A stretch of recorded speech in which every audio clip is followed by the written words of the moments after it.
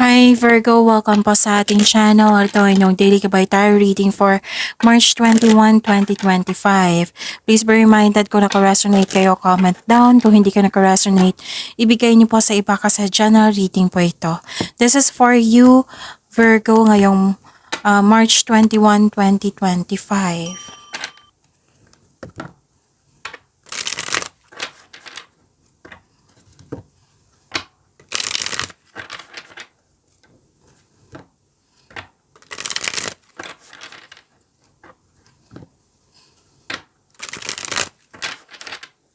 Para po ito sa inyo, Virgo, ngayong March 21, 2025.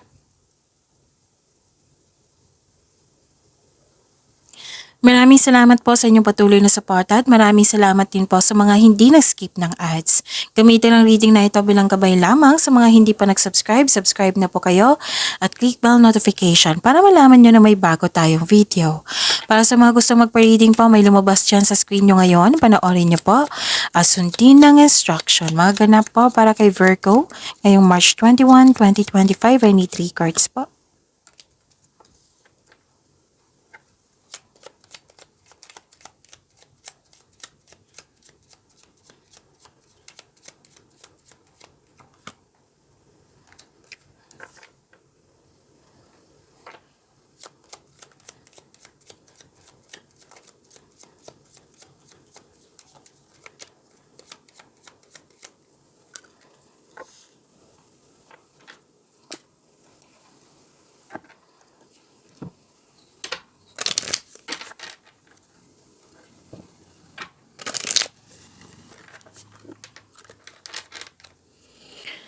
Spirits, guys, angels, or archangels, guardian angels, message pa para kay Virgo ngayong March 21, 2025.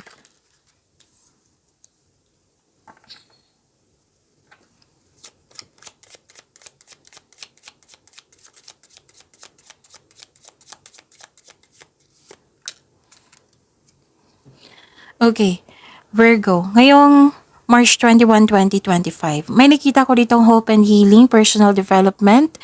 May fame dito. Nag-research kayo sa internet, pwede, para may makuha kayong kaalaman or clarity. Nakikita ko rin dito nakatanggap ka ng blessings.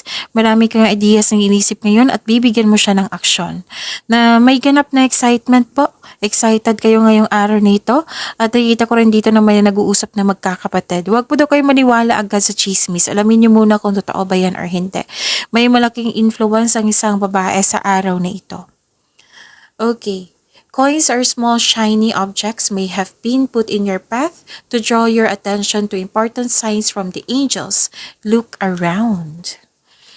And at times, angels announce their arrival by the flutter of their wings, which feels like a sudden gentle breeze even when the windows are closed to embrace their presence. So na-experience ko to the other day at last year. Na yung pagalakpak ng kanilang wings sa likod ko. Kahit walang manok dito, oo. baka may magsabi dyan, may manok dyan walang manok po dito. Bawal po sa village namin. Okay? Spirits guide.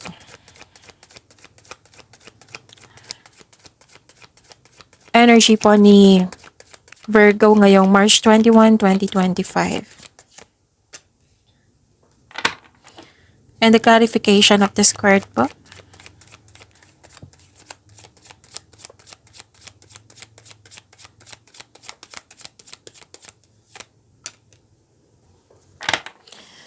Okay. Kung may narinig kayo or may nakita kayong repeating message, meaning to say, pinupush ng course yan kasi ang ilan sa inyo hindi pa binigyan ng atensyon. Na kung maaari din po, bigyan nyo po ng solusyon at aksyon. Remember, Virgo, at the end of the day, alam mo na ikaw lang taong may kakayahan at responsable na gumawa ng sarili mong katotohanan at kinabukasan. So, Virgo, may love reading po tayo mamaya after ng reading ni Capricorn. Ipapost ko sa channel natin yung link. I-click nyo po yung link or yung video na na-post ko mamaya. I think that is, mapopost ko siya from 8 p.m. to 12 midnight tonight. After nitong reading na ito, after Virgo, tapos Capricorn, after ni Capricorn, mag-post ako. So, i-click nyo po yun. Tapos, huwag nyo kalimutan i-mag-subscribe sa Love Job channel natin. Yes, that is another channel. Tapos, i-click nyo po yung bell notification para alam nyo na may bago tayong reading. So, that is love reading regarding po sa kung curious ka na gusto mong malaman kung ano yung next action niya, kung gusto niyo malaman kung ano yung gusto niyang sabihin sa'yo, kung ano yung nararamdaman niya ngayon, pwede din sa partner niyo, sa loss of connection sa isang tao, pwede sa maliligaw, pwede sa taong gusto mo, yung matagal din na kayong hindi nag-usap, o kung curious ka sa kanya, so malalaman mo doon. So see you po tonight. Okay, for your love reading. Nakafocus po sa inyo to, Virgo. So that is a long reading. Okay, so from now on, isipin nyo po yung person nyo na gusto nyo makuha yung, kung gusto nyo makuha ko yung energy niya, okay? Okay. Ano ito? Nagkaroon ng disbalance, hindi nagkasundo. Yes. Yes. Hindi nagkasundo, tapos nakita ko dito na disunion, conflict of interest, this is imbalance and unfairness sa connection sa isang tao or may problema sa kaperahan po. Nag-struggle ka sa changes dahil nag-look back ka sa nakaraan. So, ang advice po dito, try to look at what you need now and the present. And please know that you are divinely guided. You are guided to find peace. Yes. At nakikita ko rin dito na nagkaroon po ng okay, babala po sa palaging masyadong mabait kasi nakita ko dito na nag-take advantage yung tao. So kung gusto nyo malaman kung sino iyan, then ask your intuition. May ganap po na pamanikan, kasal, yung masusunod yung traditional. Traditional nating mga Pinoy. So understand your beliefs and values and boundaries. Okay. Spirits guide. Career and money po ni Virgo ngayong March 21, 2025.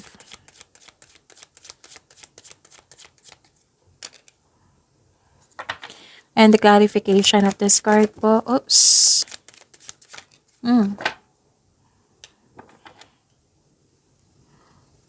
Okay.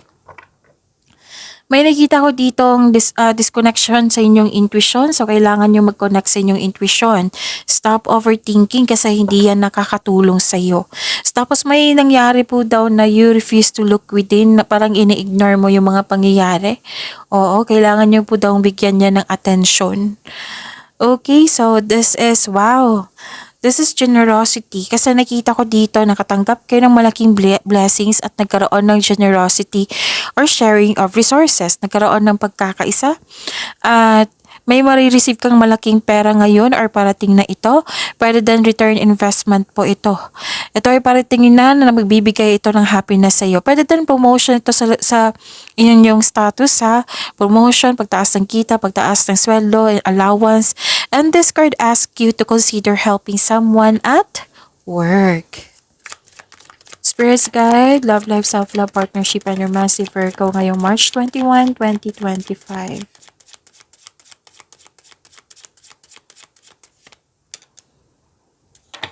And the clarification of this card po.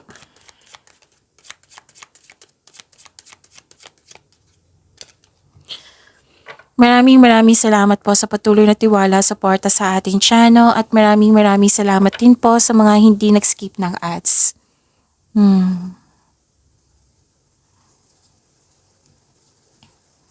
Okay. Okay. May chance na babalik yung manloloko, oh. Kaya mag-ingat kayo sa kanya or may chance ka babalik ulit sa pagkakamali. So, mag-ingat sa paggawa ng desisyon or plano. You're feeling trapped. Bakit naman? Nakita ko rin dito na nagkaroon po ng labis na pagmamalabis. May concern kayo sa mayabang na tao or may bossy na tao dito na gusto niya makuha lahat yung gusto niya masunod yung gusto niya, or hindi kayo satisfied sa status niyo ngayon. So this card tells you na huwag masyadong gastahin kung ano mga biyayang natanggap niyo. Let's say may problema kayo tapos nag-stress eating kayo tapos may natanggap kayong pera, 'di ba? Kanina, yung sabi ko kanina, pwedeng nagastan niyo. So Example lang po iyan. So, wag masyadong gastahin kung ano man ang mga biyayang natanggap. Kung i-consider mo itong biyayang natanggap, celebrate it by expressing gratitude and generosity. Okay, so, yun. Pagyamanin niyo po yung blessings sa binigay sa inyo, Virgo. See you tomorrow. And tonight, mamaya after ni Capricorn, love reading niyo. So, pagyamanin niyo po yung blessings po. Please like, subscribe, and click po button for notification para updated po kayo sa daily tarot reading natin. Maraming salamat po.